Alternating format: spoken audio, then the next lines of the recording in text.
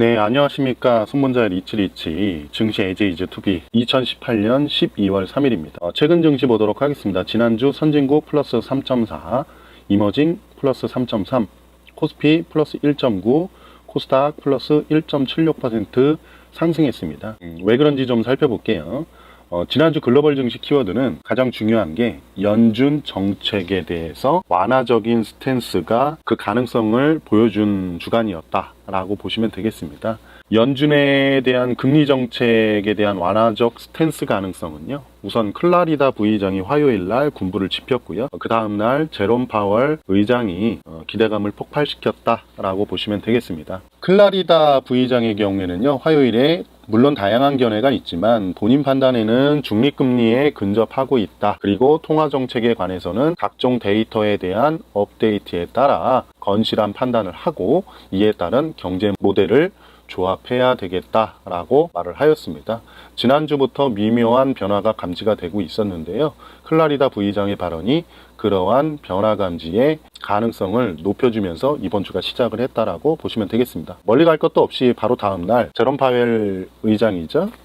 가장 중요하죠. 이 사람이 아무래도 불과 얼마 전에 중립금리로부터 멀리 떨어져 있다는 발언을 하면서 시장에 많은 실망감을 줬거든요. 이 얘기가 무슨 얘기냐면 계속 금리 올릴 거야. 시장이 어떻게 되든 말든 일단 난 그렇게 생각해. 요렇게 생각을 했다라는 거거든요. 언제 바뀌나 하고선 이렇게 계속 좀 기다렸어요. 사실 언제 바뀔지는 모르기 때문에 만약에 요번에도 파웰이 기존에 얘기를 했다라고 하면 지난주에 제가 말씀드렸죠. S&P 지수 기준으로 더 빠질 수도 있는 주간이 될 수도 있었습니다. 그러나 다행히 파웰이 스탠스를 좀 바꾸고 있는 것으로 좀 보여집니다. 심지어 파웰은 just below, 중립금리 바로 위치라고 클라리다보다 더 강하게 얘기를 했죠. 그러면서 미리 정해진 정책은 없다. 클라리다와 궤를 같이 하죠. 고용 인플레이션 등의 전망이 변화하는 가운데 통화정책 데이터 업데이트에 따라 비슷한 말이죠.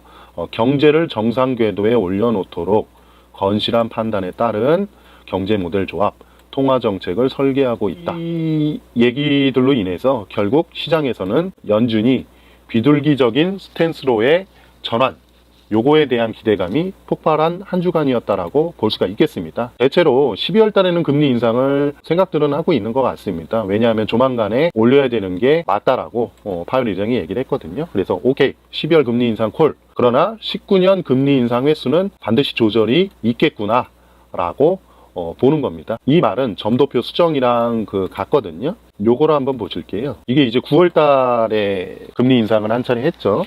그때랑 비교를 좀 해볼게요. 2018년은 이제 보시면 아시겠지만 이제 2.5까지 됐죠. 그런데 이제 요 2019년도를 놓고 보면 거의 3.0에서 3.5에 굉장히 이렇게 돼 있죠.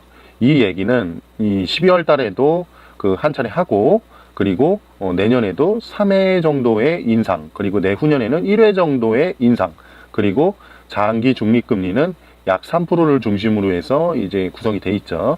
이렇게 돼 있는 게 아마도 요 2019년도와 20년도, 그리고 장기 중립금리에 대해서 좀 더 3% 수준으로 이렇게 좀 변화가 있는 형태로 갈 가능성이 높다. 가장 중요한 건 이제 내년에 이제 금리 인상이 2회나 1회로 줄어들 가능성이 높아졌다에 방점을 찍으시면 되겠습니다. 그리고 이 중립금리가 뭐냐면은요, 경기를 부양하거나 둔화시키지 않는 가상의 균형금리이다 라고 보시면 되겠습니다.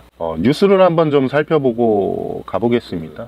중앙 썬데이에서 12월 1일 날 나온 뉴스입니다. 파월이 이달에는 금리를 올리지만 내년에는 속도를 조절할 듯이라고 하고 있습니다. 페드의 통화정책 전망에 따라 현재 금리는 중립금리 바로 밑 페드의 통화정책 전망이 아니라 제롬 파웰의 전망이었죠.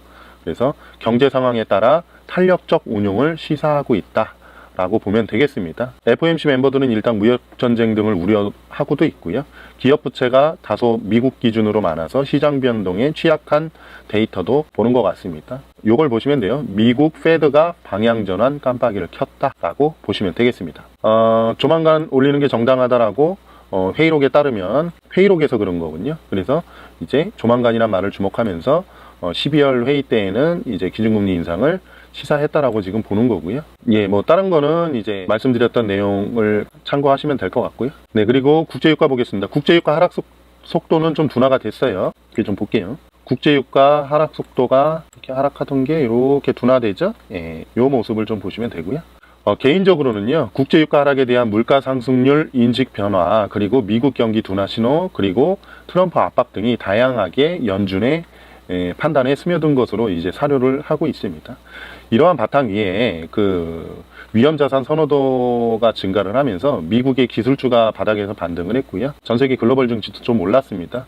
미국 기술주가 하락 추세 저항선에 일제히 도달을 했는데요. 한번 확인해 보겠습니다. 네, 넷플릭스. 저는 기술적인 것으로 이제 뭐 미래를 예측하는 게 아니라요. 그런 상황을 좀 본다라고 좀 보시면 되겠습니다. 추세에 지금 뭐 그러고 있는 상황이다. 라고 보시면 되겠습니다. 뭐 더 안 보겠습니다. 다 비슷하기 때문에 그렇게 말씀을 좀 드리고요. 한편 이탈리아 예산안의 경우에는요, 이탈리아 정부 고위 관료들이요, 기존 2.4%에서 그 적자 재정을 이렇게 2.0에서 2.2% 정도로 이제 수정안을 좀 제시할 것이라는 소식이 좀 있었습니다. 그러면서 이제 해당 불안감을 완화시키면서 위험자산 선호 현상에 좀 보탬이 됐고요. 그런데 국내 증시는요, 글로벌 이슈에 상대적으로 좀 굼뜨게 좀 반응을 했습니다. 자, 왜 그럴까요? 우리나라 증시는 그죠? 왜 그런지를 항상 이렇게 보면 항상 이런 걸 봐야 됩니다. 여기 보시면 그 12월 달은 이제 선물 옵션 만기일이죠. 선물을 그래서 포함을 했는데요.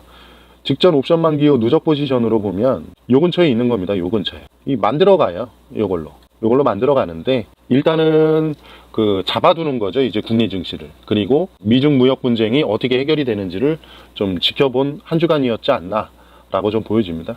근데 다행스럽게도 좀 이따 말씀드리겠지만 오늘 속보가 나왔죠. 관세 1월 1일 연기.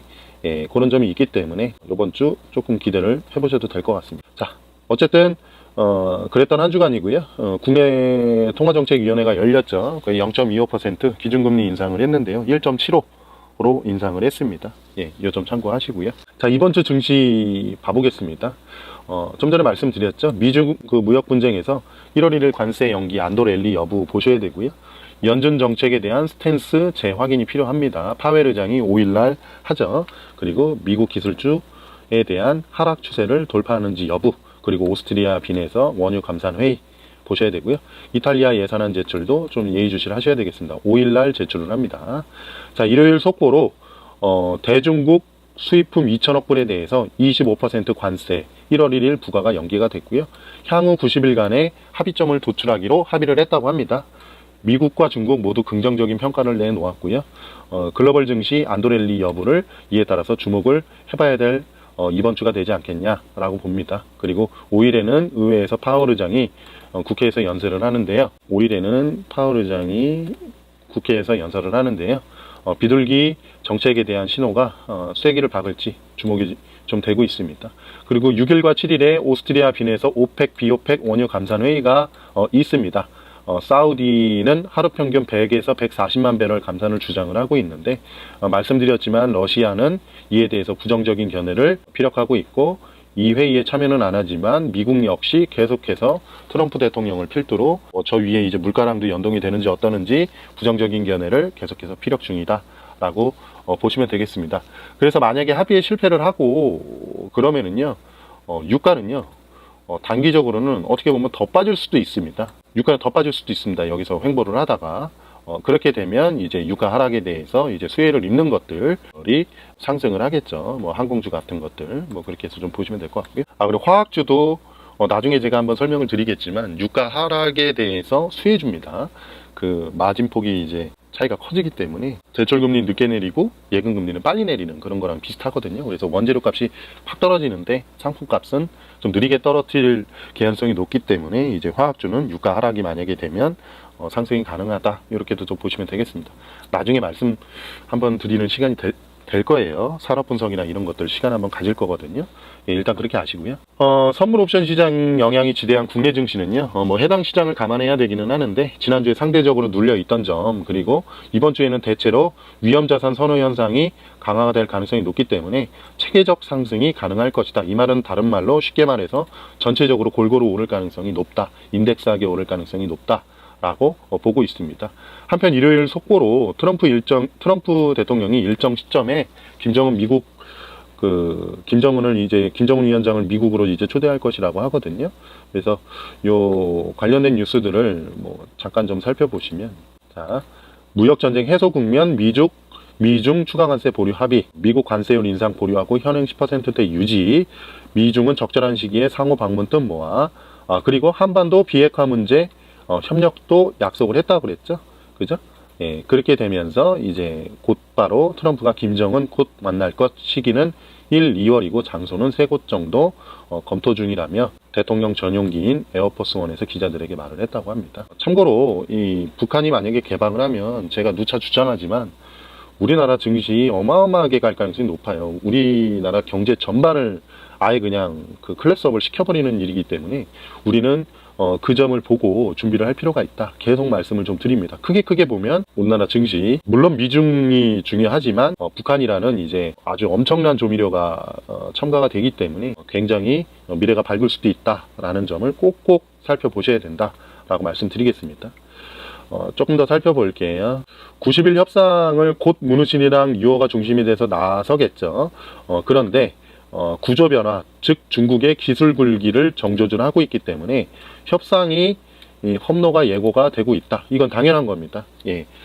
일단은 짧은 안도 랠리 정도는 가능은 하나 협상이 녹록지는 않을 겁니다. 그래서 그 점을 좀 알고 계셨으면 좋겠고요.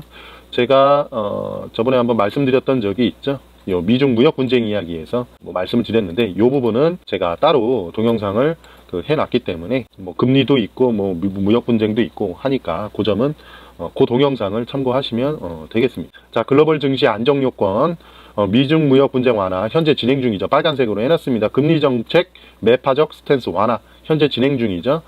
빨간색으로 해놨습니다. 이탈리아 브렉시트 등 유로존 안정 가능성을 품고 진행 중인 것 같습니다. 그리고 위안화 가치 절상, 요번에 무역 분쟁 완화하면서 어떻게 될지 한번 예의주시 해봐야 되겠습니다. 그리고 국내 증시 안정 요건에서 북미 관계가 진전이 되는 점, 요 점도 진행 중인 것 같죠. 그렇게 좀 보시면 되겠습니다.